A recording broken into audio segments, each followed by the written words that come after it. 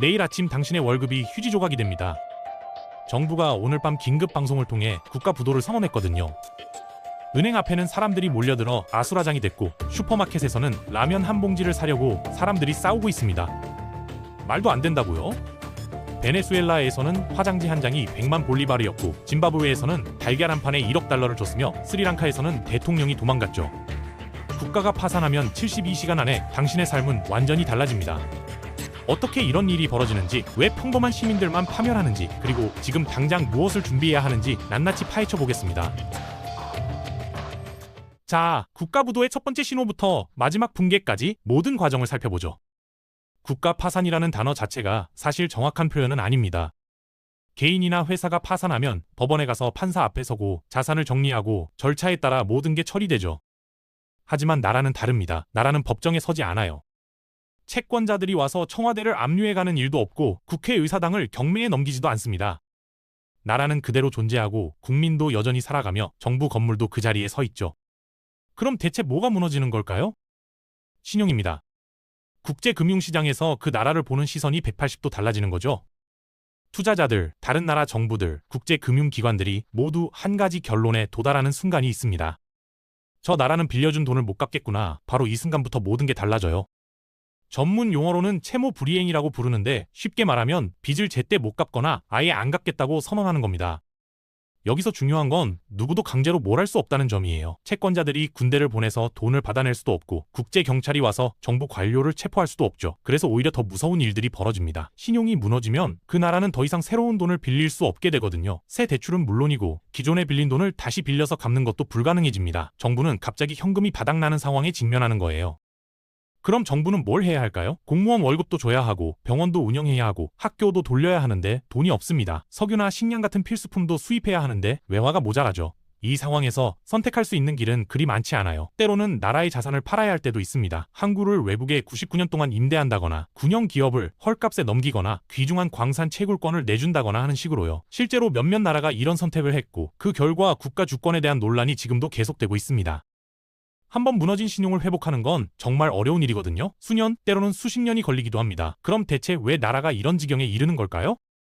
가장 명백한 이유는 감당할 수 없을 만큼 너무 많이 빌렸다는 겁니다. 정부가 계속해서 대출을 받으면 이자가 눈덩이처럼 불어나죠. 처음에는 별 문제 없어 보입니다. 경제가 성장하고 있고 세금 수입도 늘어나니까 충분히 갚을 수 있을 것 같거든요. 하지만 시간이 지나면서 상황이 달라져요. 복리로 계속 쌓이고 어느 순간부터는 정부 예산의 상당 부분이 부채 상환에만 들어가게 되는 겁니다.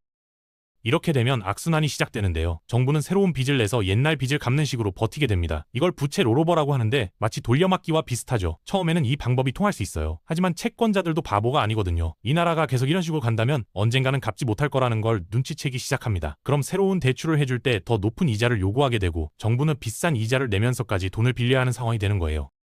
이자 부담이 더 커지니까 또 더 많이 빌려야 하고 결국 어느 시점에서는 아무도 돈을 빌려주지 않게 됩니다. 그 순간이 바로 채무 불이행으로 가는 첫 번째 관문이죠. 많은 개발도상국들이 외화, 특히 미국 달러로 돈을 빌리는데 여기에 두 번째 위험이 숨어 있습니다. 국제금융시장에서 달러가 가장 안정적이고 신뢰받는 통화니까 채권자 입장에서는 달러로 받는 게 훨씬 안전하죠.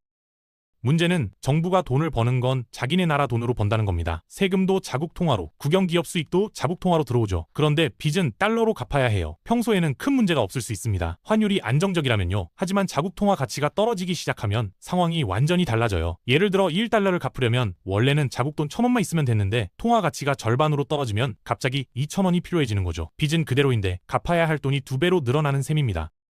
전쟁, 팬데믹, 주요 수출품 가격 폭락 같은 예상치 못한 경제적 충격도 위험 요인이에요. 특히 한두 가지 자원에 크게 의존하는 나라들이 취약합니다. 베네수엘라가 대표적인 예인데요. 석유 수출에 거의 모든 걸 의존하다가 유가가 폭락하면서 정부 수입이 급감했어요. 수입의 대부분을 차지하던 돈줄이 갑자기 끊긴 거죠. 이런 상황에서 부채 상환을 계속하기란 거의 불가능해집니다. 여기에 부패와 잘못된 정책이 더해지면 상황은 걷잡을 수 없이 악화돼요. 베네수엘라의 경우 석유 가격 하락이라는 외부 충격에 정치적 불안정과 경제정책 실패가 겹치면서 초인플레이션까지 일어났죠. 정부가 부족한 재정을 메우려고 돈을 마구 찍어내면서 화폐 가치가 폭락했고 그 결과 경제 전체가 무너져 내렸습니다. 이렇게 여러 요인이 복합적으로 작용하면서 나라는 결국 채무 불이행으로 가게 되는 거예요. 정치적 요인도 무시할 수 없습니다. 정부가 바뀔 때마다 정책이 180도 달라지는 나라들이 있거든요. 한 정부는 빚을 열심히 갚으려고 노력하는데 다음 정부가 들어서면 저건 불법 부채다 하면서 갚기를 거부하는 시기죠. 실제로 에콰도르에서 이런 일이 있었어요. 2008년에 대통령이 바뀌면서 기존 부채 중 상당 부분을 불법이라고 선언하고 의도적으로 채무 불이행을 했습니다. 돈이 없어서가 아니라 갚지 않기로 결정한 거예요. 그럼 채무 불이행이 선언되면 실제로 어떤 일들이 벌어질까요? 처음에는 조용하게 시작되는 경우가 많아요. 정부가 한번 이자 지급을 미루거나 아니면 채권자들에게 상환 일정을 조정해달라고 요청하는 정도죠. 겉으로 보기에는 별일 아닌 것처럼 보일 수 있어요. 하지만 금융시장은 이런 신호에 매우 민감하게 반응합니다. 국제 신용평가 기관들이 가장 먼저 움직여요. 무디스, 스탠더드 앤 푸어스, 피치 같은 곳들이 그 나라의 신용 등급을 낮추기 시작하죠. 등급이 한두 단계 떨어지면 그나마 괜찮은데 정크 등급까지 떨어지면 심각해집니다. 정크 등급이라는 건 투자 부적격 등급인데요. 이렇게 되면 많은 기관 투자자들이 법적으로 이 나라 채권을 보유할 수 없게 돼요. 연기금이나 보험사 같은 곳들은 안전자산에만 투자해야 한다는 규정이 있거든요. 그럼 뭐가 일어날까요? 투자자들이 일제히 빠져나가기 시작합니다. 채권을 팔고 주식을 팔고 심지어 그 나라 통화까지 팔아치우려고 하죠. 모두가 동시에 팔려고 하니까 자산 가격이 폭락해요. 특히 통화 가치가 급락하는데 이게 진짜 문제의 시작입니다. 통화 가치가 떨어지면 수입품 가격이 치솟거든요. 한 나라가 완전히 자급자족할 수는 없잖아요. 석유, 의약품, 기계 부품 등 많은 걸 외국에서 사와야 하는데 이 모든 게 갑자기 엄청 비싸지는 거예요. 마트에서 느끼는 변화가 가장 빠릅니다. 처음에는 수입품 가격이 오르기 시작하고 곧 국산품도 따라서 올라요. 왜냐하면 국산품을 만드는데도 수입 원자재가 들어가니까요. 빵을 만들려면 밀가루가 필요한데 밀을 수잡해야 하고 자동차를 만들려면 철강이 필요한데 철광석을 수입해야 하죠. 모든 생산 과정에 수입품이 들어가니까 물가가 전반적으로 올라갈 수밖에 없어요. 그런데 사람들 월급은 안 오르잖아요. 아니, 오히려 실직자가 늘어나면서 소득이 줄어들죠. 그러면 국민들은 살기가 점점 더 어려워집니다. 저축한 돈의 가치도 떨어지고 있고 물가는 계속 오르고 있으니까 사람들은 불안해지기 시작해요. 이 돈을 은행에 그냥 두면 가치가 계속 떨어질 것 같고 혹시 정부가 예금을 동결할지도 모른다는 소문이 돌기 시작하죠. 그럼 사람들은 어떻게 할까요? 당연히 은행에 달려가서 돈을 찾으려고 합니다. 한두 명이 아니라 수십만, 수백만 명이 동시에 찾으려고 하는 거예요. 이게 바로 뱅크런이죠. 은행은 모든 예금을 금고에 쌓아두지 않거든요. 대부분을 대출로 내보내고 일부만 보유하고 있어요. 평소에는 모든 사람이 동시에 돈을 찾으러 오지 않으니까 문제가 없는데 갑자기 모두가 몰려들면 은행은 줄 돈이 없어요. 첫 번째 은행이 문을 닫으면 공포는 더 퍼져나갑니다. 사람들은 우리 은행도 곧 망하겠구나 생각하고 더 많은 사람들이 돈을 찾으러 달려가죠. 두 번째, 세 번째 은행이 무너지고 결국 금융 시스템 전체가 마비되기 시작해요. 정부는 긴급 조치로 예금 인출을 제한하거나 은행 휴무일을 선포하지만 이건 오히려 불안을 더 키울 뿐이죠. 은행이 제대로 작동하지 않으면 경제 전체가 멈춰요. 기업들은 운영 자금을 구할 수 없고 직원 월급도 못 주게 되고 결국 문을 닫거나 대규모 해고를 단행하게 됩니다. 실업률이 급상승하면서 더 많은 사람들이 소득을 잃게 되고 이는 다시 소비 감소로 이어져요. 소비가 줄면 기업 매출이 떨어지고 더 많은 기업이 어려움을 겪게 되는 악순환이죠. 이 모든 과정이 몇 주에서 몇 달 사이에 일어날 수 있어요. 처음에는 단순히 정부가 빚을 못 갚는다는 뉴스로 시작했는데 결국 일반 국민의 삶이 완전히 무너지는 겁니다. 슈퍼마켓 선반이 비고 기름 구하기가 하늘의 별 따기가 되고 병원에 약이 떨어지고 정전이 일상화됩니다. 정부는 돈이 없으니까 공공 서비스를 제대로 유지할 수 없거든요. 이 지경이 되면 사회적 불안이 폭발하기 시작해요. 사람들은 거리로 나와서 시위를 하고 일부는 폭동으로 번지기도 하죠. 정부 건물이 공격당하고 상점들이 약탈당하고 치안이 무너집니다. 경찰이나 군인들도 월급을 제대로 못 받으니까 사기가 떨어지고 치안 유지 능력이 약화돼요. 이렇게 되면 나라 전체가 혼란에 빠지게 됩니다. 그래서 대부분의 정부는 정말 마지막 순간까지 채무 불이행을 피하려고 노력해요. 법적으로 강제되는 건 아니지만 실질적인 결과가 너무 끔찍하니까요. 한번 무너진 신용을 회복하는 데는 보통 수년이 걸리고 그 기간 동안 나라 전체가 엄청난 고통을 겪게 되거든요.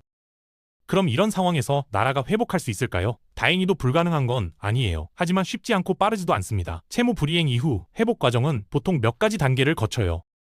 부채 구조 조정이 첫 번째 단계입니다. 정부는 채권자들과 다시 협상 테이블에 앉아야 해요. 우리가 원래 약속한 대로는 못 갚겠다. 조건을 바꿔달라고 요청하는 거죠. 상환 기간을 늘려달라고 하거나 이자율을 낮춰달라고 하거나 심지어 원금의 일부를 탕감해달라고 요청하기도 합니다. 이걸 헤어컷이라고 부르는데 채권자 입장에서는 당연히 싫어하죠. 빌려준 돈의 일부를 포기해야 하니까요. 하지만 채권자들도 현실적으로 판단해요. 이 나라에서 아예 한 푼도 못 받느니 50%라도 받는 게 낫거든요. 그래서 협상이 성립되는 경우가 많아요. 물론 이 과정이 순탄하지만은 않습니다. 수년간 줄다리기를 하는 경우도 있고 일부 채권자들은 법적 소송을 걸기도 하죠. 특히 헤지펀드 같은 곳들은 부실 채권을 싸게 사서 액면가로 받아내려고 법적 공격을 하기도 해요. 긴급 자금 확보가 두 번째 단계입니다. 부채 구조 조정만으로는 부족해요. 당장 정부를 운영할 돈이 필요하거든요. 이때 국제통화기금과 세계은행 같은 국제금융기관들이 등장합니다. 이들은 위기에 처한 나라에 긴급 대출을 해주는데 물론 공짜는 아니에요. 엄격한 조건이 따라오죠. 이 조건들을 긴축 정책이라고 하는데요. 보통 정부 지출을 대폭 줄이고 세금을 올리고 군영 기업을 민영화하고 각종 규제를 완화하라는 내용이 포함됩니다. 국제통화기금 입장에서는 돈을 빌려주는 대신 재정을 건전하게 만들라는 거죠. 그런데 이런 정책들이 국민들에게는 엄청난 고통을 줘요. 공무원이 대량 해고되고 복지 예산이 삭감되고 전기나 수도 요금 같은 공공서비스 가격이 오르죠. 그래서 긴축 정책에 대한 반발이 엄청 큽니다. 국민들은 거리로 나와서 우리나라를 팔아먹는다, 주권을 포기했다며 항의하죠. 정치적으로도 매우 불안정해져서 정부가 자주 바뀌기도 해요. 하지만 다른 선택지가 없는 경우가 많아요. 이 돈이 아니면 정부가 아예 작동을 멈출 수도 있으니까요. 구조적 개혁이 세 번째 단계입니다. 단순히 돈만 빌려온다고 해결되는 게 아니거든요. 애초에 채무 불이행에 이르게 만든 근본적인 문제들을 고쳐야 해요. 부패한 관료 시스템을 개혁하고 비효율적인 구형 기업을 정리하고 세금 징수 시스템을 현대화하고 경제 구조를 다양화하는 등의 노력이 필요하죠. 이런 개혁들은 시간이 오래 걸려요. 하루아침에 바뀌는 게 아니거든요. 몇 년, 심지어 10년 이상 걸리는 경우도 많아요. 그리고 그 과정에서 기득권의 저항도 만만치 않습니다. 개혁으로 손해보는 사람들이 있으니까 반발이 생기는 거죠. 신뢰 회복이 네 번째 단계이자 사실 가장 어려운 부분이에요. 한번 무너진 신뢰를 다시 쌓는 건 정말 오래 걸리거든요. 투자자들을 다시 끌어들이려면 몇 년 동안 꾸준히 약속을 지키고 경제를 안정시키고 정치적으로도 안정적인 모습을 보여줘야 해요.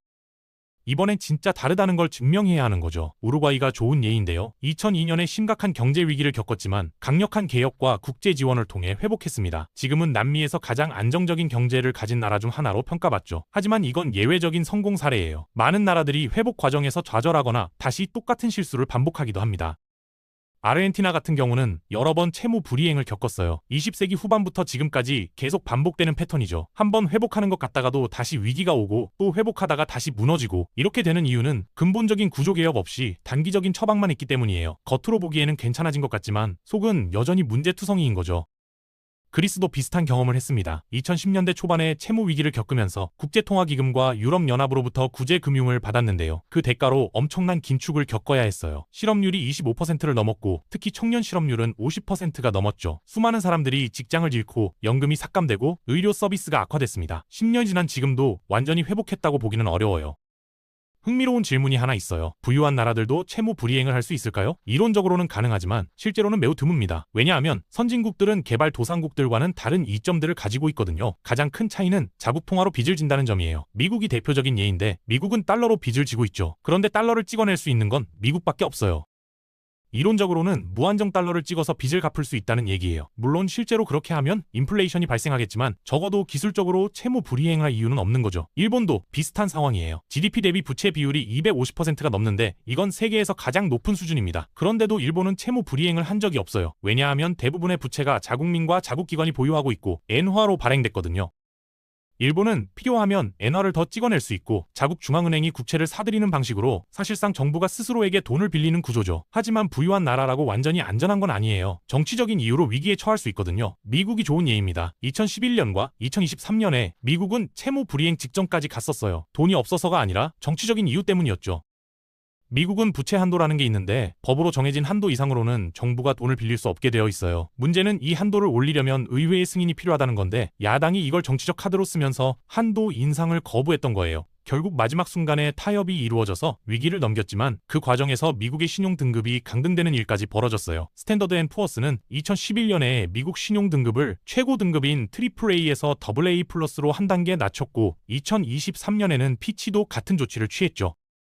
이게 왜 중요하냐면 미국의 신용등급은 전 세계 금융 시스템의 기준점 역할을 하거든요. 미국이 흔들리면 세계 경제 전체가 흔들려요. 2011년 사태 때 전 세계 증시가 폭락했고 달러에 대한 신뢰도 일시적으로 떨어졌죠. 실제 채무 불이행이 일어난 것도 아닌데 그 가능성만으로도 이런 충격이 온 거예요. 유럽 국가들도 비슷한 리스크를 안고 있어요. 유로존 국가들은 특이한 상황인데 자기들만의 통화 정책을 펼칠 수 없거든요. 유로를 쓰기 때문에 유럽 중앙은행의 통제를 받아요. 그리스, 이탈리아, 스페인 같은 나라들이 위기를 겪을 때 자체적으로 통화를 찍어낼 수 없었던 게 문제를 더 악화시켰죠. 유로존에서 빠져나가지 않는 한 자체 해결이 어려운 구조예요. 영국은 브렉시트 이후 경제적 불확실성이 커졌어요. 2022년에는 단기간이지만 심각한 금융위기를 겪었는데 정부의 무리한 세금 감면 정책 발표로 파운드화가 폭락하고 국채 금리가 급등했죠. 영국 중앙은행이 긴급 개입해서 겨우 진화했지만 선진국도 잘못된 정책 하나로 큰 혼란을 겪을 수 있다는 걸 보여준 사례예요. 프랑스와 독일 같은 강한 경제를 가진 나라들도 방심할 수 없어요. 고령화로 복지 지출이 계속 늘어나고 있고 경제 성장률은 둔화되고 있거든요. 지금 당장은 문제가 없지만 20년, 30년 후를 내다보면 재정 건전성에 빨간불이 켜질 수도 있다는 우려가 나오고 있어요. 결국 부유한 나라든 가난한 나라든 채무 불이행이 위험해서 완전히 자유로운 곳은 없다는 얘기예요. 다만 부유한 나라들은 더 많은 완충 장치를 가지고 있고 위기 대응 능력이 뛰어나기 때문에 실제로 채무 불이행까지 가는 경우가 드문 거죠. 여기서 한 가지 짚고 넘어가야 할 점은 채무 불이행이 반드시 나쁘기만 한 건 아니라는 거예요. 어떤 경우에는 불가피한 선택일 수 있고 장기적으로 보면 오히려 나은 결과를 가져올 수도 있거든요. 왜냐하면 감당할 수 없는 부채를 억지로 갚으려다 보면 경제 전체가 더 큰 피해를 입을 수 있으니까요. 예를 들어 정부가 부채를 갚으려고 공공 서비스를 대폭 축소하고 세금을 엄청나게 올리고 경제 성장에 필요한 투자를 하나도 못하게 되면 어떻게 될까요? 경제는 침체되고 국민들은 고통받고 결국 세금 수입도 줄어들어서 부채 상환이 더 어려워지는 악순환에 빠져요. 이럴 바에는 차라리 부채를 재조정하고 새 출발을 하는 게 나을 수 있어요. 실제로 일부 경제학자들은 과도한 부채에 대해서는 구조조정이 필요하다고 주장합니다. 빚더미에 깔려서 영영 일어서지 못하느니 일부 손실을 감수하고 다시 시작하는 게 채권자에게도 나을 수 있다는 거죠. 물론 쉽지 않은 결정이에요. 도덕적 해이 문제도 있고 신용에 미치는 장기적 영향도 고려해야 하니까요. 그리고 채무 불이행 과정에서 누가 가장 큰 피해를 보는지도 중요한 문제예요. 보통은 일반 국민들이 가장 고통받거든요. 부유층은 자산을 외국으로 빼돌리거나 달러나 금 같은 안전 자산으로 바꿔놓는 등 대비할 방법이 있어요. 하지만 월급쟁이나 영세 자영업자들은 그럴 여력이 없죠. 평생 모은 저축이 순식간에 휴지 조각이 되고 일자리를 잃고 생계가 막막해지는 거예요. 더 불공평한 건 애초에 부채를 만든 책임은 정부와 지배층에게 있는 경우가 많다는 점이에요. 부패한 관료들이 돈을 빼돌리고 정치인들이 인기를 얻으려고 무리한 포퓰리즘 정책을 펼치고 재벌들이 정경유착으로 혜택을 받고 그런데 결국 그 대가는 아무 잘못 없는 일반 국민들이 치르게 되는 거죠. 국제금융기관의 역할에 대해서도 논란이 많아요. 국제통화기금이 요구하는 긴축 정책이 과연 올바른 처방인지에 대해 의견이 갈리거든요. 어떤 사람들은 재정 건전성을 회복하려면 긴축이 불가피하다고 주장하지만 다른 사람들은 긴축이 오히려 경제를 더 망친다고 비판해요. 경제가 어려울 때 정부 지출까지 줄이면 총수요가 더 감소해서 불황이 심화된다는 논리죠. 실제로 그리스 사례를 보면 이 논쟁이 더 명확해져요. 국제통화기금과 유럽연합이 요구한 긴축 정책으로 그리스는 엄청난 고통을 겪었는데 경제는 오히려 더 악화됐다는 평가도 있어요. 물론 반대로 긴축 덕분에 재정이 건전해져서 장기적으로는 도움이 됐다는 주장도 있고요. 또 하나 생각해볼 점은 국제 채권 시장의 구조적 문제입니다. 개발도상국들이 외화로 빚을 질 수밖에 없는 시스템 자체가 불공평하다는 비판이 있어요. 선진국들은 자국 통화로 빚을 지면서 사실상 디폴트 위험이 없는데 개발도상국들은 달러나 유로로 빚을 져야 하니까 환율 변동 위험을 고스란히 떠안게 되는 거죠. 이런 구조를 바꾸려는 시도들도 있었어요. 중국이 주도하는 아시아 인프라 투자은행이나 브릭스 국가들의 신개발은행 같은 게 그 예죠. 기존의 국제통화기금이나 세계은행과는 다른 방식으로 개발도상국들에게 자금을 지원하겠다는 건데 아직은 영향력이 제한적이에요. 채무 불이행과 관련해서 또 하나 주목해야 할 트렌드는 기후변화와의 연관성입니다. 많은 개발도상국들, 특히 섬나라들이 기후변화로 인한 피해가 심각한데 이게 경제에 직접적인 타격을 주고 있거든요. 허리케인, 홍수, 가뭄 같은 자연재해가 잦아지면서 인프라가 파괴되고 농업 생산이 감소하고 재건 비용이 엄청나게 들어가요. 이미 부채가 많은 나라들로서는 감당하기 어려운 추가 부담이죠. 일부에서는 기후 부채 탕감이나 기후 채권 같은 새로운 금융 상품을 제안하기도 해요. 기후 변화에 취약한 나라들이 재해를 겪으면 자동으로 부채 상환이 유예되거나 감면되는 식의 메커니즘이죠. 아직 초기 단계지만 앞으로 더 중요해질 수 있는 이슈예요. 팬데믹의 영향도 무시할 수 없어요. 코로나19로 많은 나라들이 엄청난 재정 지출을 했거든요. 의료 시스템 확충, 경기 부양, 실업수당, 기업 지원 등등 이 과정에서 부채가 급증했어요. 선진국들도 부채가 많이 늘었는데 개발도상국들은 상황이 더 심각하죠. 경제는 타격을 받아서 세수는 줄고 지출은 폭증하고 관광업이나 수출 같은 주요 수입원이 막히면서 외화 확보도 어려워졌어요. 일부 나라들은 팬데믹 기간 중이나 직후에 실제로 채무 불이행을 선언했어요. 스리랑카가 2022년에 채무 불이행을 했는데 팬데믹이 직접적인 원인은 아니었지만 결정적인 계기가 됐죠. 외국인 관광객이 끊기면서 외화 수입이 급감했고 정부는 외환 보유고가 바닥나면서 필수품 수입조차 어려워졌어요. 결국 연료와 식량 부족 사태가 발생했고 대규모 시위 끝에 대통령이 도망가는 전대미문의 사태까지 벌어졌죠.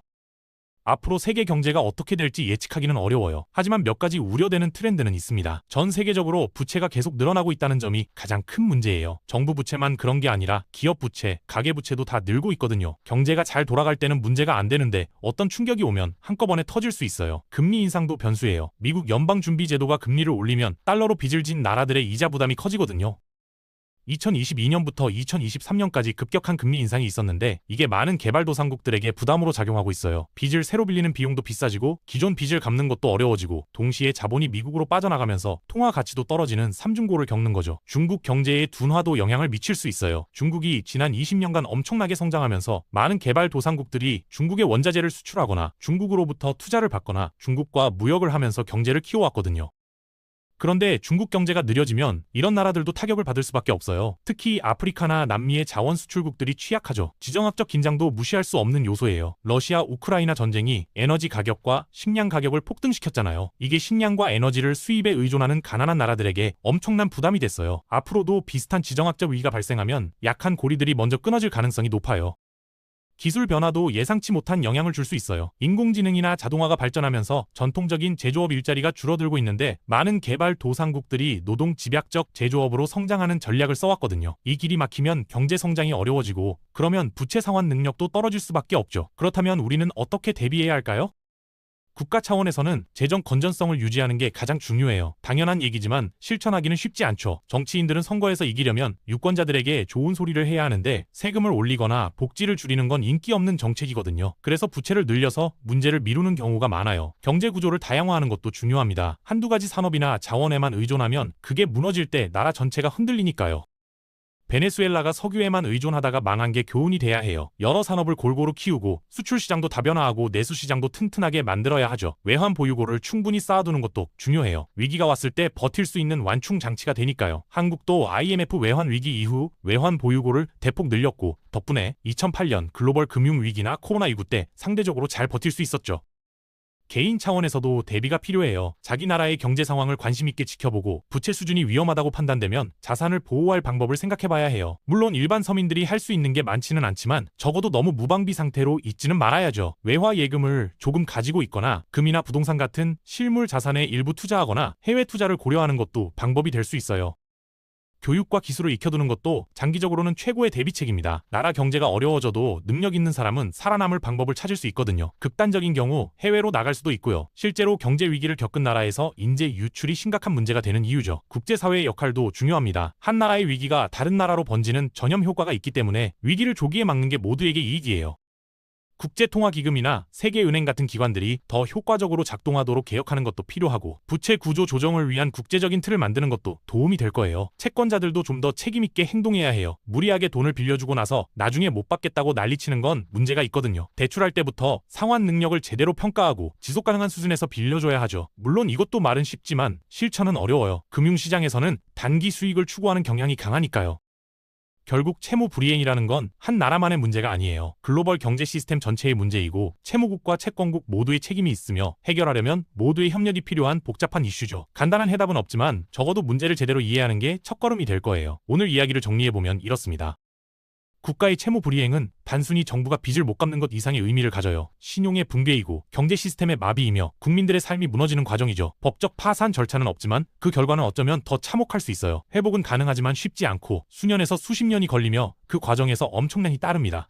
부유한 나라라고 완전히 안전한 건 아니에요. 정치적 실수나 경제정책의 오판으로 위기에 빠질 수 있죠. 다만 더 많은 대응 수단을 가지고 있고 국제사회의 지원을 받기도 쉬워서 실제 채무 불이행까지는 잘 가지 않는 거예요. 세계 경제가 점점 더 연결되면서 한 나라의 위기가 다른 나라로 번지는 속도도 빨라지고 있어요. 2008년 미국에서 시작된 금융위기가 전 세계로 퍼진 것처럼요. 그래서 모든 나라가 재정 건전성과 경제 안정성을 유지하는 게 점점 더 중요해지고 있습니다. 개인으로서 우리가 할 수 있는 건 제한적이지만 최소한 우리가 사는 나라의 경제 상황에 관심을 갖고 위험 신호를 알아차리고 가능한 범위 내에서 대비하는 게 중요해요. 그리고 무엇보다 건전한 경제 정책을 추구하는 정부를 선택하는 것도 우리의 책임이죠. 채무 불이행은 먼 나라 얘기가 아니에요. 역사적으로 수많은 나라들이 겪었고 앞으로도 계속 발생할 수 있는 일입니다. 아르헨티나처럼 여러 번 반복하는 나라도 있고 우루과이처럼 성공적으로 극복한 나라도 있어요. 차이는 얼마나 근본적인 개혁을 하느냐, 얼마나 정치적 안정을 유지하느냐, 그리고 국제사회와 얼마나 협력하느냐에 달려있죠. 마지막으로 한 가지만 더 강조하고 싶은 건 채무 불이행의 가장 큰 피해자는 항상 일반 국민이라는 점이에요. 정치인들은 도망가고 부유층은 자산을 지킬 방법을 찾지만 보통 사람들은 그럴 여력이 없어요. 평생 모은 돈이 사라지고 일자리를 잃고 생계가 막막해지는 건 결국 평범한 사람들이죠. 그래서 정부는 부채를 만들 때 신중해야 하고 국민들은 정부가 무책임하게 빚을 늘리지 않도록 감시해야 합니다. 경제는 복잡하고 때로는 이해하기 어렵지만 기본 원칙은 간단해요. 빌린 돈은 갚아야 하고 감당할 수 없을 만큼 빌리면 안 되며 위기가 오기 전에 대비해야 한다는 거죠. 국가든 개인이든 이 원칙은 똑같이 적용됩니다. 다만 국가의 경우 그 영향이 수백만 수천만 명에게 미친다는 점이 다를 뿐이에요. 어딘가에서는 채무 불이행 위험과 싸우고 있는 나라가 있고 회복의 고통스러운 과정을 겪고 있는 나라가 있으며 같은 실수를 반복하지 않으려고 노력하는 나라가 있습니다. 우리는 이런 사례들로부터 배우고 우리 자신의 경제를 더 건강하게 만들어야 해요. 그게 채무 불이행이라는 재앙을 피하는 가장 확실한 방법이니까요.